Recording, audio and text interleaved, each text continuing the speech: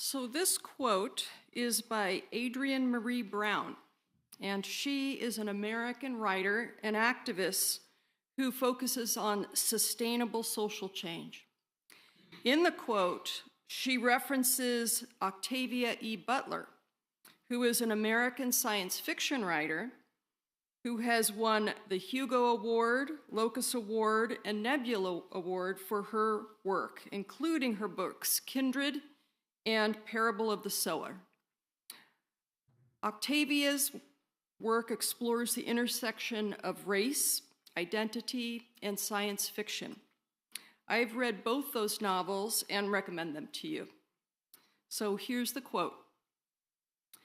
Nature has taught me about fluid adaptability, about not only weathering storms, but using howling winds to spread seeds wide, torrential rains to nurture roots so they can grow deeper and stronger.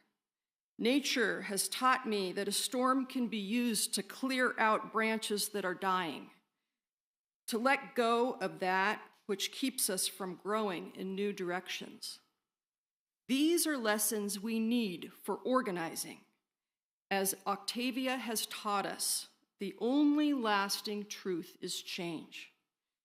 We will face social and political storms we could not even imagine.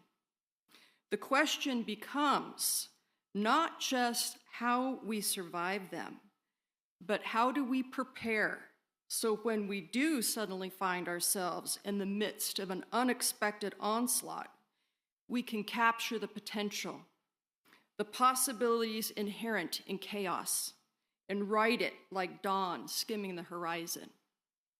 Amen to that.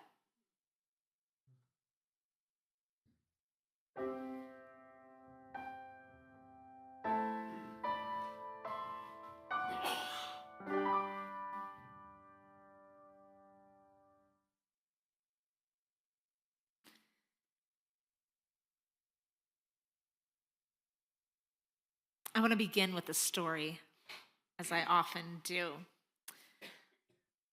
There I was on an organic farm at the border of San Diego, the US, California, and Mexico. I was running an education program there at the time that I had built, farm-based education, which if you're going to do education, which as an educator I do, a farm is a great place to do that. One of my favorite things that I would do is I would take the children into the acre or 2 acres at a time, blocked off area where the chickens were. On this particular day, I was teaching them an important and amazing thing that only they and I got to do, which was called a chicken sit. 3-letter word.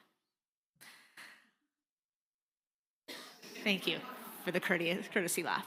And so we would do this chicken sit, and this is what it would look like. I would go into the midst of these 100, 200 chickens, depending on which part of the flock there was, and I would sit on the ground, crisscross applesauce. I would have grabbed a piece of produce that had come back from the farmer's market that was in a big pile, usually something bright like a red pepper, and I would just sit there and I would hold it. And what you may not know about chickens is that they're hungry most of the time. And so if I sat there quietly and calmly enough for them to recognize that I wasn't going to harm them, and I held out my red pepper, pretty soon I would have chickens coming up to me, jumping on my lap, pecking at the red pepper, and they'd be surrounded by these chickens, which was actually a pretty incredible way to do meditation. And then eventually I'd have a conversation with the kids about why do we have so many chickens? And we'd think about all the things the chickens did. They would eat the extra produce. They would give them eggs. And I would say, yep, all of those things are right.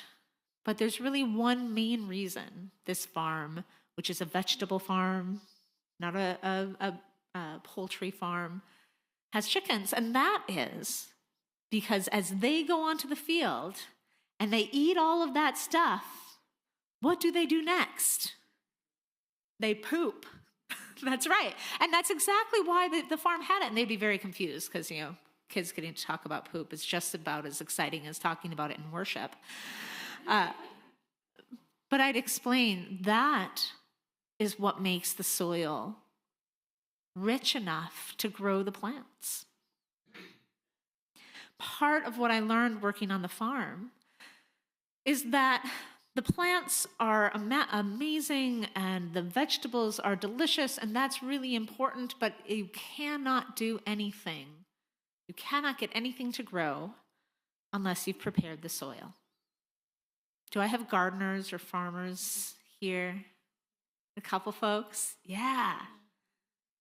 Yeah, so I have a confession to make, which is I have a brown thumb, not a green thumb. So even though I taught farm-based education, I always count on the farmers to actually grow it. But what I learned is that plants will grow in soil that has been tended well, which means that there have been nutrients that have come out as they have grown the plants and nutrients that needs to go back in. And there are lots of ways for those nutrients to go back into the soil. It can be through some help of chickens. It can be through some added nutrients that you put in. It can be through rotating your plants. However, it gets there. Unless the soil has been tended, the plants won't grow. Our lives are like that in a lot of ways, aren't they? That there are things that happen, they can be positive, amazing things that tend to our ability to love and feel empathy and grow and learn. They can be tragic and difficult things that while they don't happen in order for us to grow, they become a part of the soil we live in, especially if we're able to work with them and work through them. And certainly when we talk about congregations, churches, fellowships, places like UUSM, what I have seen in my work over 20 years of ministry, 5 of which in this work at the Unitarian Universalist Association, where I go and I support congregations through all sorts of things, is that our congregations, our being together as people, can be difficult.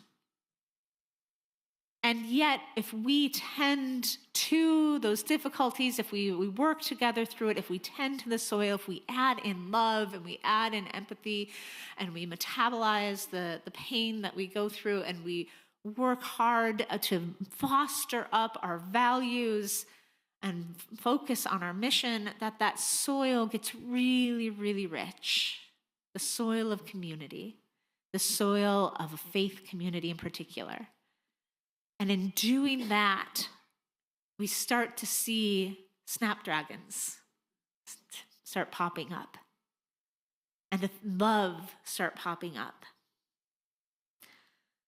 So one of the things about not being able to actually keep plants alive, but loving gardening, is that I have also learned how important imagination is in the process of growing anything, whether that is myself, my community, my church, my garden. Imagination becomes so vital because, let's go back to the farming imagery, farming can be tedious work.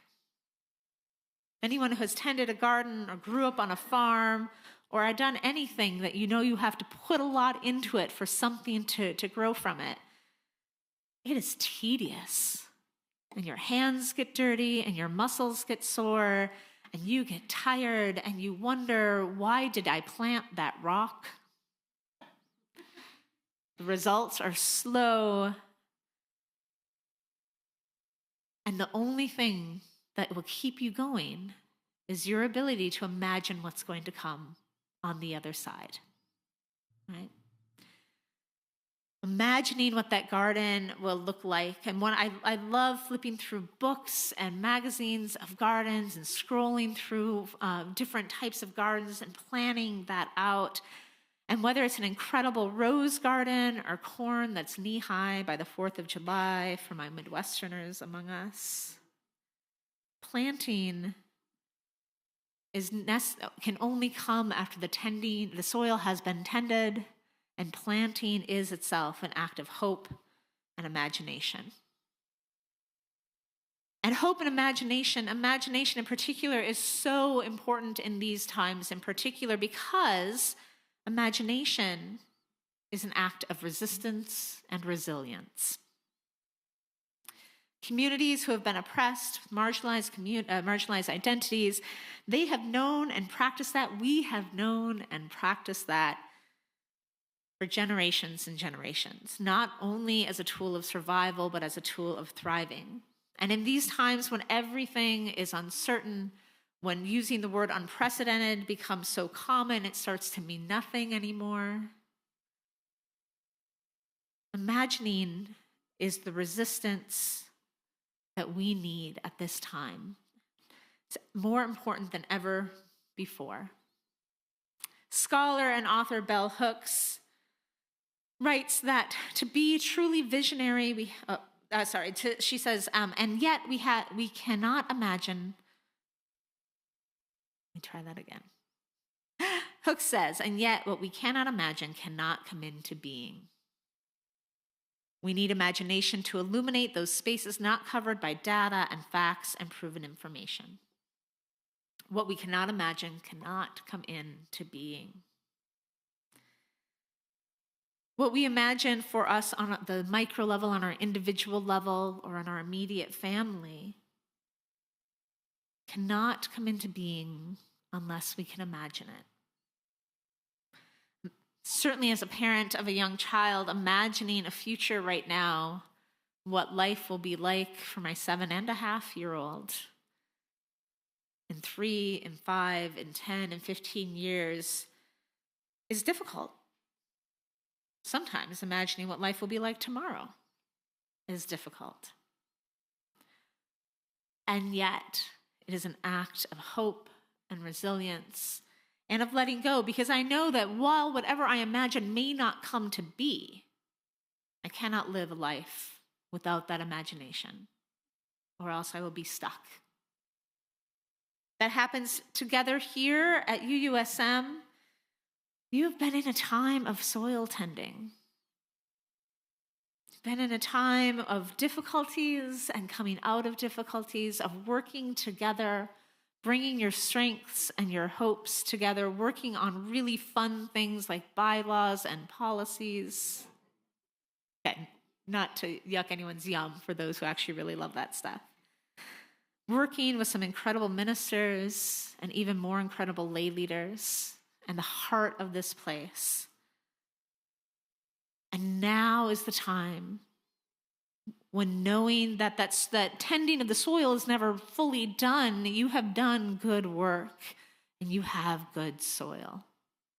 So what is it that as you move into a new ministry with a new minister, you can imagine for this place, for the impact on San Mateo and the wider Bay Area, for the impact on the world, and for the impact on the little ones who run with their little feet through the sanctuary? We imagine community together. Because if Bell Hooks is right, and what we cannot imagine cannot come into being, my imagination is limited. Our imagination is unlimited. So part of being a community such as UUSM is imagining within and beyond our experiences. In another book, Hooks writes, to be truly visionary, we have to root our imagination in our concrete reality, while simultaneously imagining possibilities beyond that reality. You help me get beyond that reality, because your reality is much different, can be much different than mine. Part of this transition time as you move into a new shared ministry together is getting to know what is it that you can dream and imagine together. What can you imagine into being with the good soil tending that you have done? And I, for one, imagine dragons. The soil has been tended. There is no better time to imagine and build together than now. Amen. Blessed be. May it be so.